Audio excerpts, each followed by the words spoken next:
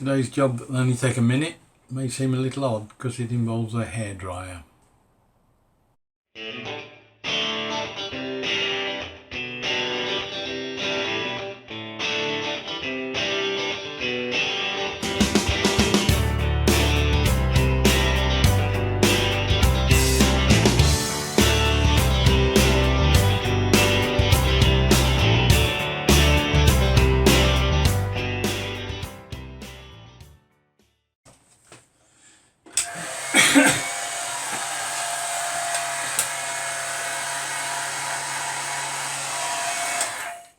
Yeah, it doesn't look right, does it? But there's definitely something wrong with this.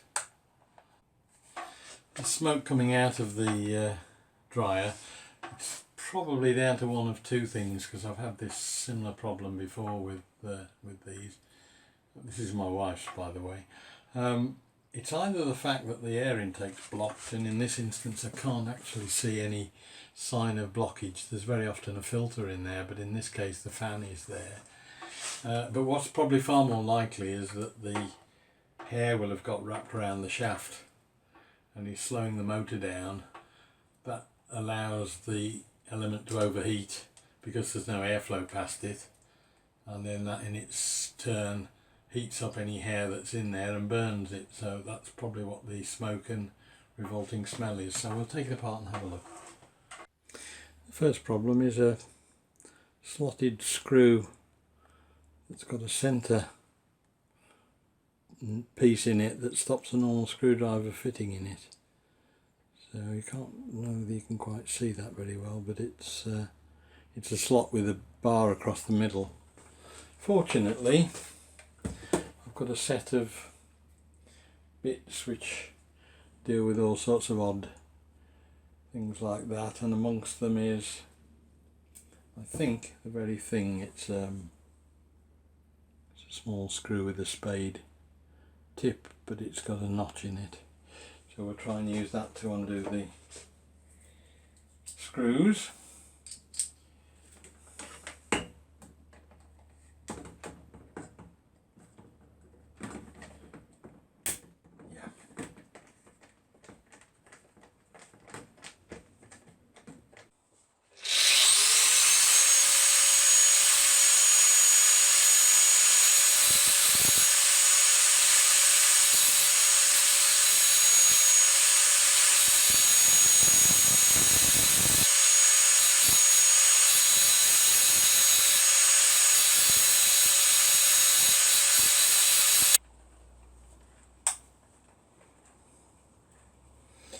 The original screw in this is a lot longer than or a lot deeper in than the other ones, and it meant that the piece that I got for the driver wouldn't fit in. So fortunately for the makers, they underestimate the power of the bodger to take an old decrepit screwdriver and carve it into the same shape so that we can get a little bit of extra depth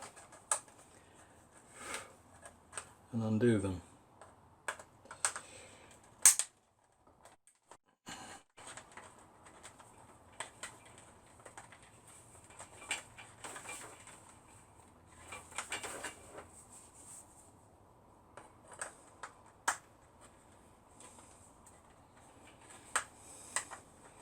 That was previously used for getting at a particularly difficult screw ball valve on the central heating system that needed undoing quite frequently when it was leaking, but we've had a new system since then, so it was redundant anyway. That's got the little blighters out. Now, as has been mentioned many times by others and myself, if you're not comfortable working with electricity or things that are plugged in, don't even go there. This isn't a tutorial, it's more of an illustration of the sort of things I have to put up with. That should release the back. Yeah, and it's fairly apparent almost straight away that there's a lot of hair and bits of undergrowth from things in the bedroom, I think, in amongst that. There's the motor. Oh yes. It looks like what's happened, there's some dried plants in the bedroom, grasses in a pot, and I think what's happened is that it's sucked some of that in, because though I've been married 40 odd years, I've never seen hair quite like that before. So yeah, and there's fluff and all sorts, so it looks like it's gathered a load of detritus from inside the house. So I'll clear all that out. There's a lot round the actual fan itself. The question is whether I can get at the blade, or whether in fact it needs to get at the blade, because I think a lot of this is just stuff that's wrapped around and gone into the hairdryer. I don't think it's necessarily the fan slowing down and boiling things. I think it's the fact that there was stuff on the fan, on the element, that had been sucked in there and is burning. So I'll scrape all this off and give it a run, see if it's any better. These elements are very fine. They're very fine wire that's carried on like a framework of mica that resists the heat. But the wire itself is quite thin, so it's a bit delicate, but all I'm doing really is just scraping off any burnt bits now. I think I've got most of it out. There's a fair old collection in there.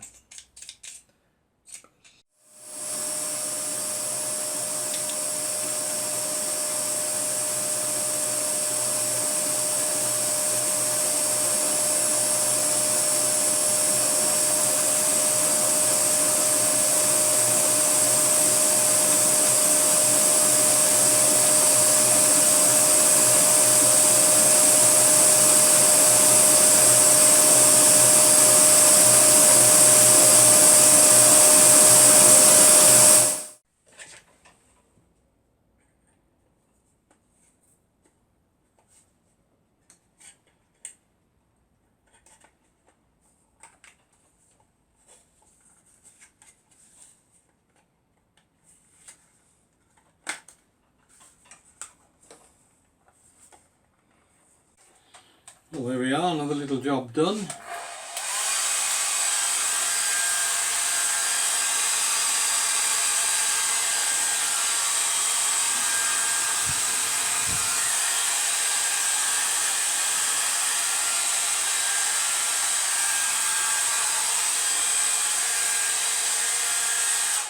Yeah, no sign of any great problems now. It's heating up and blowing as it should do. So another successful job that only took about 15 minutes or 20 minutes or half an hour. See you on the next one. Bye.